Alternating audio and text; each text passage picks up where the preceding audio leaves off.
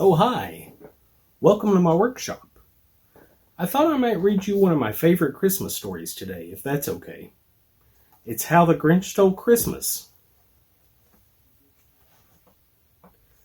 Every Who down in Whoville liked Christmas a lot.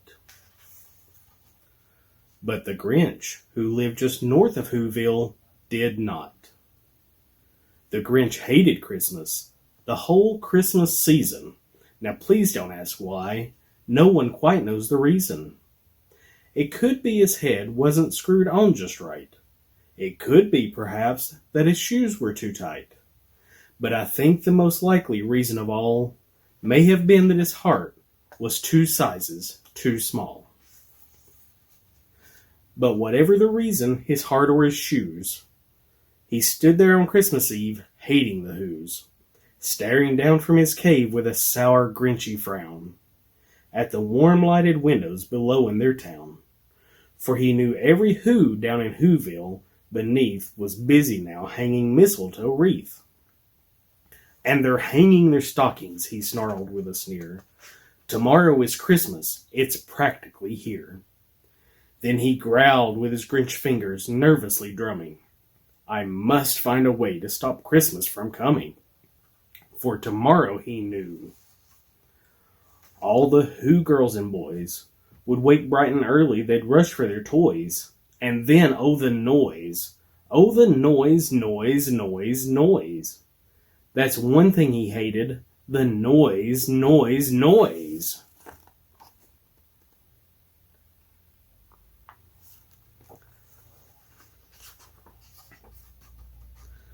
Then the Whos, young and old, would sit down to a feast.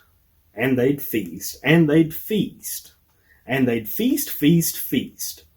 They would feast on Who pudding and rare Who roast beast, which is something the Grinch couldn't stand in the least. And then they'd do something he liked least of all. Every Who down in Whoville, the tall and the small, would stand close together with Christmas bells ringing. They'd stand hand in hand, and those Whos would start singing. They'd sing and they'd sing, and they'd sing, sing, sing. And the more the Grinch thought of this Who Christmas sing, the more the Grinch thought, I must stop this whole thing. Why, for 53 years I've put up with it now. I must stop this Christmas from coming. But how? Then he got an idea. An awful idea. The Grinch got a wonderful, awful idea.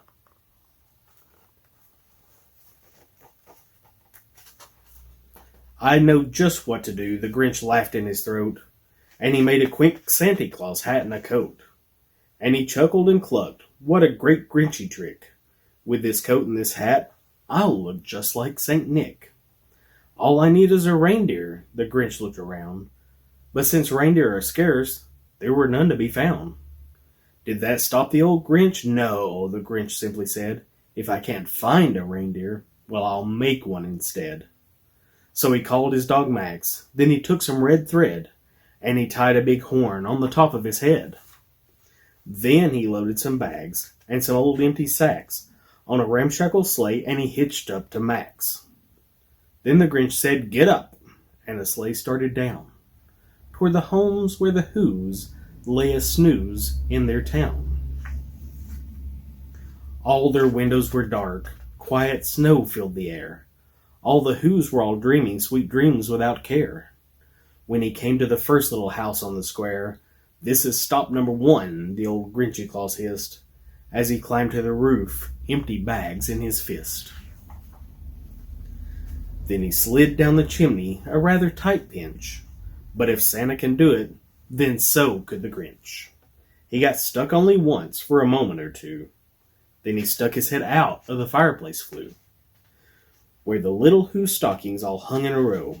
These stockings, he grinned, are the first thing to go.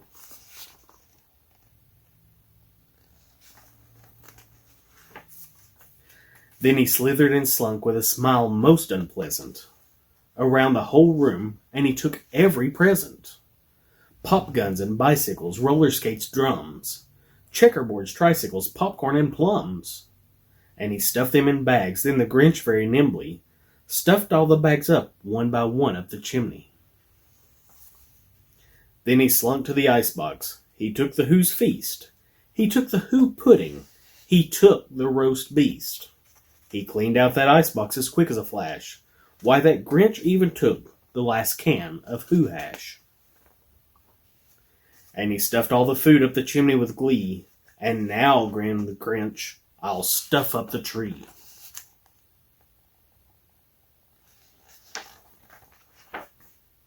And the Grinch grabbed the tree and he started to shove, when he heard the small sound, like the coo of a dove.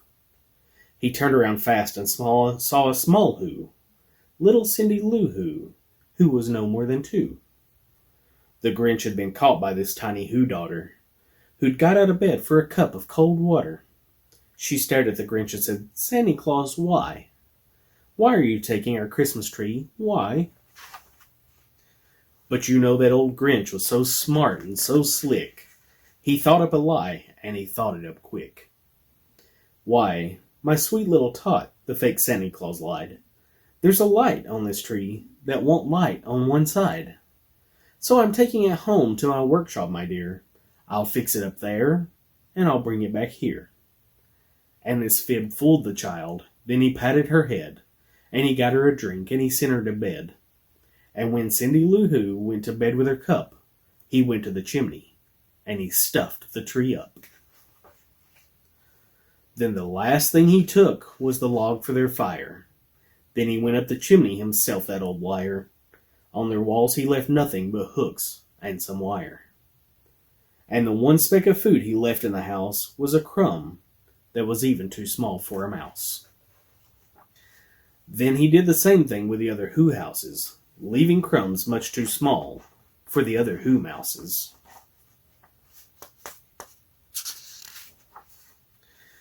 It was 1/4 dawn, all the Who's still abed, all the Who's still a snooze when he packed up his sled. Packed up with their presents, the ribbons, the wrappings, the tags and the tinsel, the trimmings, the trappings. 3,000 feet up the side of Mount Crumpet, he rode with his load to the tip-top to dump it. Pooh-pooh to the Who's with a Grinchish humming. They're finding out now that no Christmas is coming. They're just waking up, I know just what they'll do. Their mouths will hang open for a minute or two. Then the Who's down in Whoville will all cry, "Boo-hoo." "That noise," grinned the Grinch, "that I simply must hear." So he paused, and the Grinch put a hand to his ear. And he did hear a sound rising over the snow. It started in low, and then it started to grow. But the sound wasn't sad. Why, this sound was merry. It couldn't be so, but it was merry. Very. He stared down at Whoville. The Grinch popped his eyes. Then he shook. What he saw was a shocking surprise.